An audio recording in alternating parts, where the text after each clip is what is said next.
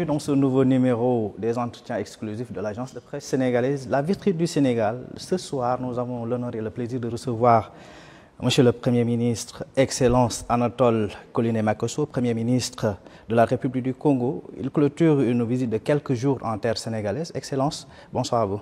Bonsoir, merci. Excellence, tout d'abord par rapport à l'actualité, veuillez d'abord recevoir notre compassion par rapport aux pluies diluviennes qui se sont abattues hier à Brazzaville. Cette situation ne remet-elle pas dans une certaine mesure dans l'encinante problématique des changements climatiques? C'est bien pour cela que le président de la République du Congo se bat depuis, parce qu'elle avait vu venir ce danger depuis des décennies. Lorsque nous parlions des risques de changement climatique et de la nécessité de protéger l'environnement depuis les années 80, et lorsqu'il a pris le bâton de pèlerin pour mettre en œuvre les politiques visant la création de la commission climat du bassin du Congo, on était loin d'imaginer que la menace était tout à fait à nos portes. Et effectivement, cela nous préoccupe. Vous le vivez, nous le vivons un peu partout, avec ces inondations, ces pluies diluviennes, ces glissements de terrain un peu partout.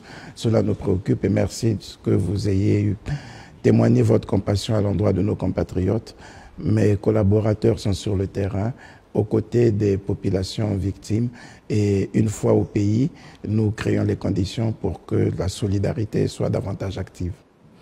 Excellence, au cours de votre séjour, vous avez rencontré votre homologue sénégalais, Ousmane Sonko, ainsi que le président de la République, Bassirou Diomaye Diakhar Faye. Pouvez-vous revenir brièvement un peu sur les points d'échange? J'étais porteur d'un message à son Excellence, Monsieur le Président de la République, Bassirou Diomaye Faye, de la part de son homologue et frère, son Excellence M. Denis Sassou Nguesso, un message par lequel le président du Congo a tenu à témoigner au président Bassirou Diomaye Faye notre engagement et notre attachement à la solidarité, aux relations séculaires d'amitié, de coopération qui lient nos deux pays, et à soutenir les efforts qui étaient en train d'être déployés au niveau de la République du Sénégal sur la consolidation de la démocratie. Nous avons travaillé également avec le Premier ministre au sujet de ces mêmes relations diplomatiques pour consolider au niveau de la réunion bilatérale que nous avons eue ces liens et réactualiser, réactiver les accords de coopération que nous avons depuis pratiquement 1974-1975. Nous avons des accords de coopération commerciale, un accord commercial qui avait été signé depuis 1974-1975 et pratiquement 1976 s'agissant du Congo, et qui a été réactualisé en 1987. Nous l'avons remis au goût du jour en 2018 et il était important pour nous que nous passions en revue tous ces accords de coopération, un accord de coopération culturelle, un accord de coopération sur les séjours des ressortissants congolais et sénégalais dans nos pays respectifs, dans le cadre de leur déploiement dans le secteur du travail, et ainsi de suite.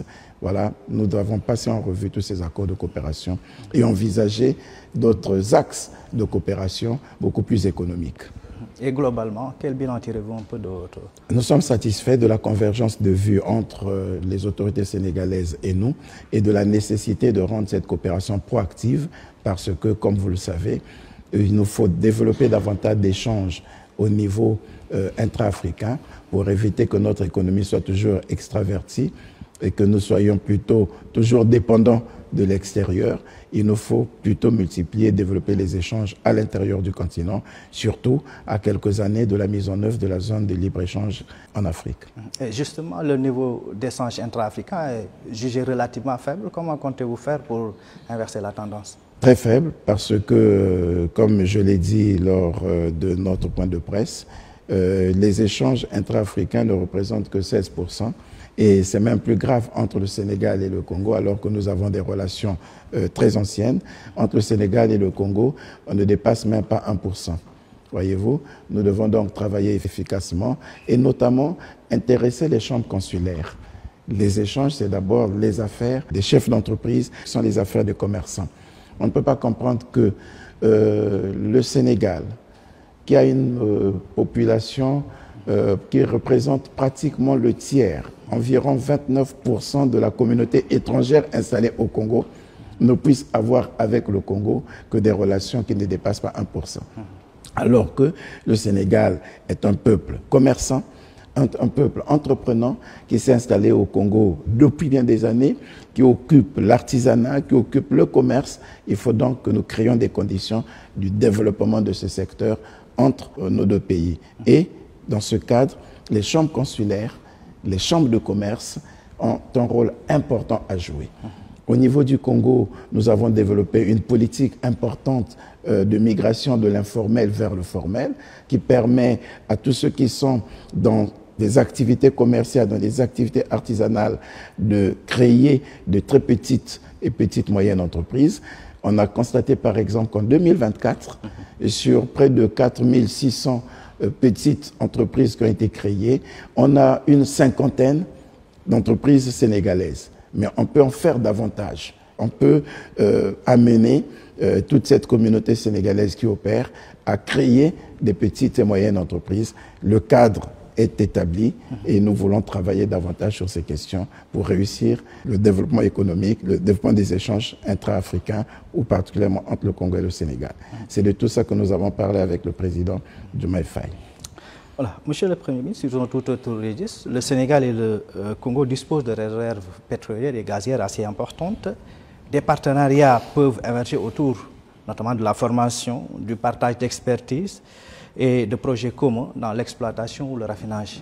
Est-ce que, au cours de vos échanges avec le Premier ministre ou le Président de la République, cela a été question? Bien sûr. Souvenez-vous qu'en février 2025, le ministre congolais des hydrocarbures a séjourné ici au Sénégal, a eu des échanges importants avec son collègue, le ministre de l'Énergie et du Pétrole. Il a travaillé avec les entreprises sénégalaises qui opèrent dans le pétrole ici, notamment Petro-Sénégal, je crois, et la Société africaine de raffinerie. Il a visité l'Institut des métiers du pétrole. Donc, c'est là déjà le début d'un échange d'expériences qui va permettre au Congo de soutenir le Sénégal qui entre maintenant dans le secteur pétrolier puisque le Congo y est pratiquement depuis 1957. Ça va permettre, au travers de ces échanges d'expériences, une vraie coopération sur les politiques énergétiques. Le Congo a beaucoup à apporter au Sénégal, j'imagine, parce que, comme je le disais, nous sommes dans le développement pétrolier depuis 1957. À partir de 1960, nous produisions déjà environ 51 000 barils le jour. Aujourd'hui, nous sommes à près de 350 000 barils le jour. Nous avons un cadre légal que nous avons fait évoluer en tirant les leçons de tout ce que nous avons connu comme difficultés. Et j'ai aimé lorsque le ministre du Congo a rencontré son homologue du Sénégal. Le ministre du Sénégal a dit qu'ils voudront vraiment travailler dans le pétrole en évitant les erreurs des prédécesseurs, ce que les prédécesseurs ont connu comme difficulté. Parce que chez nous, ça a été un combat. Pour arriver, par exemple, au contrat de partage de production avec les producteurs, ça a été un combat. Pour arriver aujourd'hui à ce que le gaz du Congo ne soit plus torché, ne soit plus jeté en l'air et qu'il soit exploité pour réussir le défi de la transition énergétique, cela n'a pas été facile. Pour parvenir aujourd'hui à envisager une politique rigoureuse de gestion du contenu local, du local content, ça a été un combat. Donc, nous pensons que cette expérience accumulée peut être mise au service du Sénégal pour que les deux pays puissent tirer avantage de cette ressource, qui est une ressource très sensible et peut-être même risquée si elle n'est pas bien gérée. Puisque nous parlons d'énergie, le contrat d'affermage de la Sénélec a fait l'objet aussi d'un échange entre vous et votre homologue sénégalais. Dites-nous un peu, au moment où, et selon certaines informations aussi, le même contrat aussi a été refusé à un voisin, notamment le Rwanda. Est-ce que cela participe dans une certaine mesure aussi à valoriser ce qu'on peut appeler aujourd'hui une coopération sud-sud? Nous avons une coopération agissante avec le Rwanda, comme nous avons une coopération agissante avec tous les pays de la région d'Afrique centrale et même au-delà. Nous avons les accords de coopération qui sont intacts jusqu'aujourd'hui et qui se développent très bien. une coopération active, y compris en matière du transport aérien, et en matière de protection des investissements, en matière de non-libre imposition, en matière commerciale. Ces accords ne souffrent d'aucune ambiguïté. La question que nous avons eue avec des entreprises rwandaises, mais de droit congolais, sur la gestion des terres rurales est une question tout à fait particulière. Il s'est agi des autorisations provisoires et expresses d'occuper que nous avons adressées à ces entreprises qui voulaient s'installer au Congo pour la production agricole ou agro-industrielle. La préoccupation était d'avoir ces terres rurales pour y cultiver du soja, pour y cultiver du ricin, pour y cultiver du maïs, voilà, parce que nous avons un vaste programme de développement agro-industriel, notamment avec Eni, qui installe dans la zone de la Bouenza une usine de production du biocarburant, et on avait besoin justement du soja, du ricin, et la société Cristal Venture s'était portée volontaire pour faire la culture du ricin, du soja et autres. Nous sommes en train de travailler dans la production de l'aliment du bétail, par exemple. Il nous faut beaucoup de maïs et il y a des opérateurs rwandais, congolais, indiens et autres qui s'étaient portés volontaires et en met à leur disposition des terres rurales sur la base de la législation foncière du Congo. Et il y a deux types, ou c'est un bail emphytéotique, ou c'est une autorisation provisoire d'occuper, ou c'est une autorisation express d'occuper. Mais qu'il s'agisse de l'autorisation provisoire d'occuper, qu'il s'agisse de l'autorisation express d'occuper, il y a des conditions. Par exemple, l'autorisation provisoire d'occuper, c'est une durée de 2 ans. Si au bout de 2 ans, vous n'avez pas développé la moindre activité marquant votre attachement au projet, ce projet devient caduc. C'est ce qui s'est passé pour un certain nombre d'autorisations provisoires d'occuper qui ont été données pas seulement à ces entreprises rwandaises de droit congolais, mais à bien d'autres opérateurs. Et toutes les fois que 2 ans après, ça n'a pas été valorisé, ou même l'étude de faisabilité, l'étude de rentabilité n'a pas été produite, le projet devenait caduc. C'est le même cas pour l'autorisation express d'occuper, qui a une durée de 20 ans, mais au sujet de laquelle qui est aussi encadrée. Si au bout de quelques mois, vous n'avez même pas encore commencé à valoriser le projet, si l'étude de faisabilité, l'étude d'impact environnemental n'est pas réalisée, ou si vous sous-louez la superficie de terre rurale pour laquelle vous a été établie l'autorisation. J'insiste sur les mots parce que si je dis qu'il vous a été donné, on va penser à une donation qui a été mise à votre disposition. Voilà. Si vous n'avez pas exploité ou vous avez sous-loué l'espace qui a été mis à votre disposition, eh bien, l'autorisation express d'occuper s'annule. Voilà comment on est arrivé à rendre caduc, à annuler les autorisations qui ont été cédées à ces entreprises pour défaut d'opérationnalisation. Ça n'a rien à voir avec des contrats qui auraient été annulés, ça n'a rien à voir avec des accords de coopération qui seraient mis en cause. Le cas de Sénélec est un cas tout à fait autre. Il s'agit d'une convention d'affermage que nous avons signée avec Sénélec à la suite d'un appel à manifestation d'intérêt auquel Sénélec a concouru. Lorsque nous avons voulu mettre cela en œuvre, il s'est posé beaucoup de problèmes avec notre opinion publique.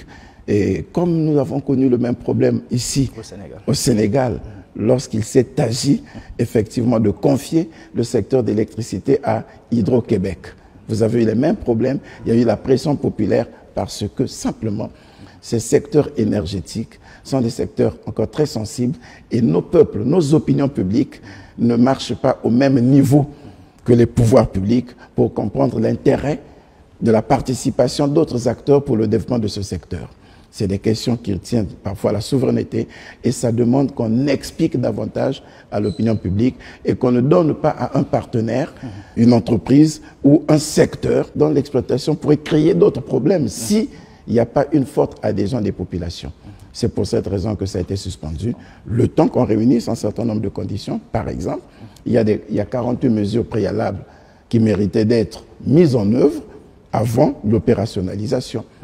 Par exemple, il y a la sensibilisation qui devrait être effective, notamment les discussions avec les parties prenantes, les partenaires sociaux, les consommateurs et les syndicats. Mais il y a aussi qu'il faut préparer l'opinion de la population pour qu'elle comprenne la nécessité d'y arriver. Voilà, c'est tout ce travail qui méritait d'être fait. Sans doute avons-nous confondu précipitation avec vitesse. Il faut adapter la vitesse à l'état de la route. Voilà, Monsieur le Premier ministre, on est arrivé au terme de cet entretien. Peut-être la dernière question par rapport à la connectivité régionale, notamment la création de corridors logistiques, portuaires et aériens. Peut-on s'attendre à ce qu'il y ait une coopération entre donc, les ports de Dakar et de Pointe-Noire? C'est cela. Vous savez, quand vous parlez de ça, je pense à un texte que j'ai lu à l'école primaire. Voilà, lorsqu'on parlait de Kokombo, l'étudiant noir, il était sur le port de Dakar. Et j'ai une phrase qui dit « Le bateau qui vient de Pointe-Noire sera là dans 1 heure ». Voilà, ça me permet de comprendre que effectivement, déjà à l'époque, le trafic entre le port de Pointe-Noire et le port de Dakar était un trafic effectif et qui consistait même dans la mobilité des passagers. Aujourd'hui, les 2 ports sont parmi les ports les plus importants d'Afrique. Ils sont parmi les 15 ports les plus importants. Nous pensons que nous pouvons davantage développer la coopération maritime et faire en sorte que les produits qui partent de Pointe-Noire en première ou deuxième transformation puissent arriver à Dakar pour la 3e transformation, de sorte que ce soit ces produits qui aillent au-delà du continent. Donc, nous travaillons efficacement pour le développement des échanges commerciaux, pour le développement de l'activité portuaire entre les 2 ports, dans l'intérêt du développement de l'économie de nos 2 pays. Merci beaucoup, Monsieur le Premier ministre. L'agence de presse sénégalaise vous remercie. Rendez-vous est pris très prochainement avec notre invité. Mais d'ici là, on vous laisse avec les programmes de l'agence de presse sénégalaise, la vitrine du Sénégal. Merci à vous.